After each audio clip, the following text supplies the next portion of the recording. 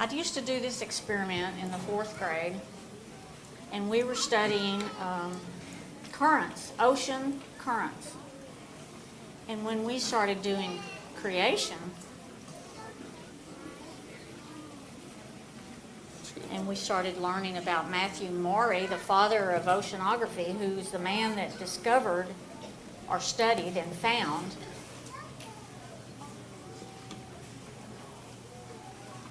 the ocean currents or the sea lanes. He read Psalm 8:8.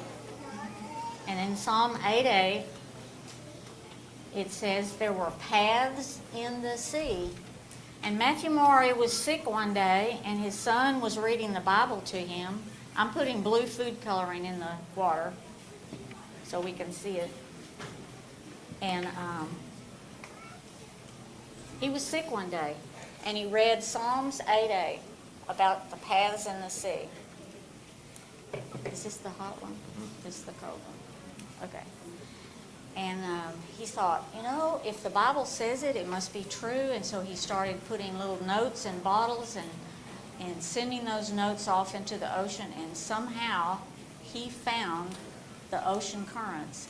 And because of his work and his study of the ocean and the currents, he cut navigation time for sailboats and seafaring sailors in half, because they found the currents and they were able to get on those currents with their boats and go a lot faster across the ocean. So what we have here is cold water and warm water. And this water, of course, I put blue food coloring in it. And I have a little old-fashioned, outdated film canister with a hole in the top. And when I put it in the water, we're gonna make a current.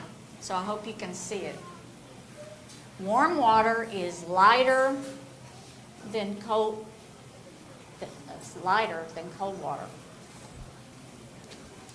So the warm water is going up because it's lighter.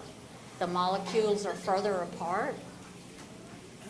Cold water, the molecules are closer together, and we are making a current, we're seeing how the sea lanes are made with when warm water and cold water meet. There's movement. It makes a current. Matthew Maury also studied the logs of ships' captains, and they kept a daily log of where they were, where they got. He could tell they were getting places faster when they were in a certain location. And so from that data, as well as the bottled notes that she mentioned being returned to him, he was able to plot these sea lanes and cut ocean navigation time in half. He's the founder of the science of oceanography. And it all stemmed from him believing the Bible in Psalms 8:8, when it talked about the paths in the sea. Guys, you can trust God. You can trust His Word. We don't always understand everything that happens, but we can trust the accuracy of His Word. Amen? Amen. Now, I'm very curious, and I wanted to find out, okay, what would happen if I put warm water in the bin and cold water? So, John, would you hold this one? And let's see what happens. Is it going to do the same thing? This is warm water. This is cold.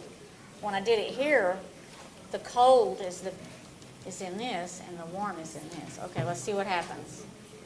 Well, over here, the blue came up, didn't it? What's it doing?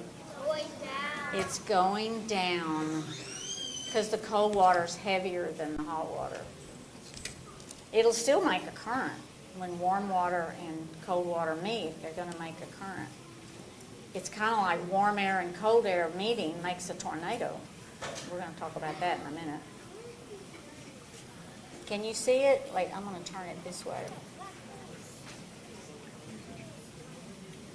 Can you see it going down? Is it still going down? Yeah, it's sitting Yep. on the bottom. All right. All right, so that's the sea lanes experiment to show how that works.